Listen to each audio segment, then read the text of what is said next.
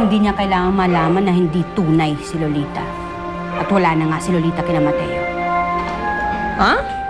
Hindi kita maintindihan, ate. Bakit naman? Tatakot ako, Marga.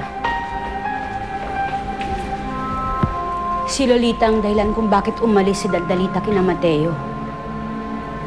At alam kong kapag nalaman niyang wala na nga doon yung isang bata, babalik siya kay Mateo. Alam ko yun. Ayokong mangyari yun. Pero ate, hindi pwede yung gusto mo mangyari, okay? Eh, ginagawa nating tanga si Daldalita. Tinanggalan na natin siya ng karapatang pumili. Well, option yun na yun kung saan niya gustong tumira. Eh, kung gusto niya kina Kuya Mateo, di bigay natin yun sa kanya. Hindi naman siya maaalagaan ni Mateo eh. Alam natin yan, Marga. Ate, nagkatampuhan lang yun. Maayos din yan pag nagkausap na sila. Basta. Dito lang sa atin si Daldalita. Mas maaalagaan ko siya kapag nandito siya. Nakikiusap ako sa'yo. Wala kang sasabihin kay Daldalita, pati kay Mateo.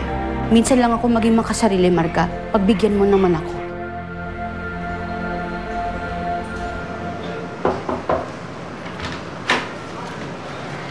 Pare,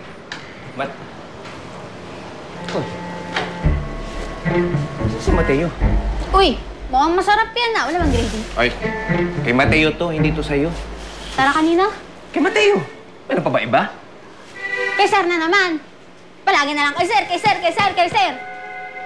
Paano naman ako? Sino na mag-aalaga sa akin? Bakit nawalan ka ba ng anak? Hindi. Oh, hindi naman pala eh. Alam mo, Tessa, yung mga tao na katulad ni Mateo na nadidepress, dapat siya nang pinapakita ng extra attention, extra care. Dapat pinaparamdam natin sa kanila na maganda ang mundo, masarap mabuhay. Eh, kung nandito nga lang si Cherry, wala tayong problema eh. Ay, sinabi mo pa. Oo, ay mag-alaga kay Sir yun. Eh, ba't wala si Mateo dito sa kwarto? Kanina pa bumaba yun. Oh. Ay, ang dami nga pinakuha eh. Kaya nga nakahiga ako dito. Diyos ko, napagod ako. Pigat nung hagdan. Hagdan? Oo. Oh. Bakit? Anong gagawin sa hagdan? Maet pa. Malay ko, pakialam ko. Tsaka kung ano-ano pa yung pinakuha. May pinakuha pa lubid. May, ewan, labo. Lubid? Diyos ko. Tadali. Baka naman sa sobrang pagka-depress nun, maisip na nung magpakamatay. Sandali! Nasaan si Mateo? Ewan. Sandali! Pupunta ako, sandali! Uy, teka ka na yung pagkain mo! Hindi, kay Mateo pa rin to. O, lagay mo doon sa kusina, ah! Oo nga, no? Hawak-hawak mo na naman yung regalo sa ni Mateo? Ito na lang po kasi ang alaalang binigay po sa akin ni Tate Mateo eh. Oo. At panahon na para pati yan ay kalimutan mo na rin. Kaya nga, Daldalita, kung ako sa'yo, itapon mo na yan. Diba, yan din yung unang pinag-awayan nyo ni Lolita? Napahira na ng masamang alaala ang stethoscope niyan. Pero Father Daisy, hindi ko po kayang tapunin po ito. Special po to para sa akin eh. Kung hindi mo kaya, ako na lang. Wag, Father Daisy, wag! Ay! Mateo! Mateo! Sandali! Kung ano man yung binabalak mo, pare, huwag mo na ituloy yan, pare. Maawa ka. Huwag mo na ituloy yan, pare. Arthur, Kusot! matagal ko nang gustong gawin ni Re. Pare, hindi pa katapusan ng lahat, pare. Tsaka, maraming taong nagmamahal sa'yo. Oh, ako! Ako din, sir! Kahit nakuripot kayo, napamahal na kayo sa akin! Oh, Ay, kayong dalawa, matagal ko nang pinagpaplanuhan, Ire.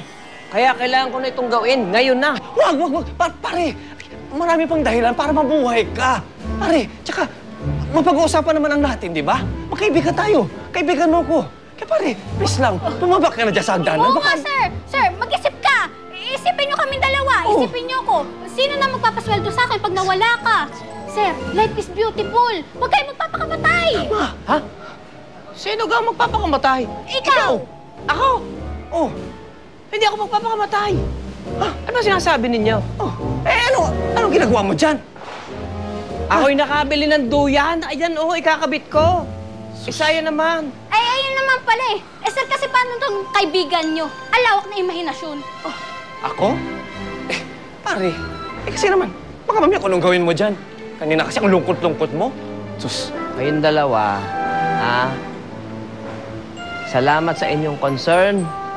Ako na may ayos laang, okay naman ako. Nagpapaligaya lang ako kahit konti, kahit man lamang di yan sa duyan na yan. Ha? Kahit yan duyan na yan madulutan man lang ako ng kahit konting kaligayahan. Kaya hayaan nyo na ako. Ha? Magpakaligaya sa ibabaw ng duyan. Naku, pasensya na, Daldalita. Hindi ko sinasadya. Ang gusto ko lang naman ilayo itong bigay ni Mateo sa'yo. Lalo na kasi nitong pinapaalala si Mateo eh. Tama nga po kayo. Baka po mas masaya nga po talaga yung si Tatay Mateo. Kasi po nakasama niya na po si Lolita, ang tunay niya pong anak. Siguro po, kalimutan ko na lang po kaya siya. Gusto ko maraming flowers yung gown ko O yun, narinig mo yun ha? Kailangan maraming flowers. O kaya, be, lagyan mo ng mga diamante, gano'n. Sam, nakikinig ka ba? Bakit mo isinama yung mga taong yan dito sa bahay ko? Alam mo, itinatago ko si Daldalita. Paano ko makita nila? Baby, hindi naman ibig sabihin nun that we should stop planning our wedding, di ba? Gusto ko bongga siya. Wedding of the year! Kailangan niya ng preparation. At dahil ayaw mo pumunta sa mga meeting, dadaling ko yung meeting kung nasan ka. Nandun na tayo, okay? Pero isinama mo pa si Charisse. Babe, anak ko yan eh. Magno ako dyan. Nung nalaman niya pupunta kami dito, natuwa siya, di ba? Tita ka! Wala na akong magagawa doon. Pero Sam, sa uulitin, huwag mo nang gagawin to. Buti na lang nasabihan ko si Daldalitang magtago muna.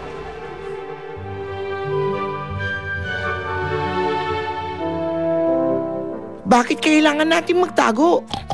Sa iba namang bahay, hindi natin kailangan magtago pag may bisita. Kinakaya ba tayo ni Katrina? Bobby, ayoko sana sabihin sa'yo to. Pero kailangan mo maintindihan ang sitwasyon natin ngayon. Oo, kinakahiya ka ni Katrina. Ano na lang sasabihin ng ibang tao pag nakita ka? Na kumukup-kup si Katrina ng isang baboy? Totoo ba yan, Daisy? Joke lang, ito naman uto-uto.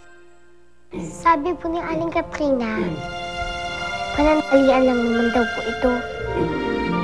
Kailangan po natin magtago kay Charisse. Kasi po, hindi niya po alam na dito po tayo nakatira sa bahay ni Aling Katrina.